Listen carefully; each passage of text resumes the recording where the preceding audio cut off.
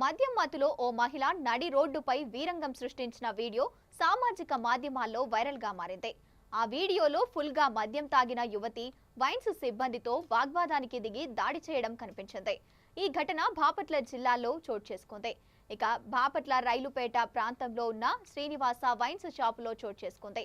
కొద్ది రోజుల క్రితం ఈ సంఘటన చోటు చేసుకోగా ఆలస్యంగా వెలుగులోకి వచ్చింది.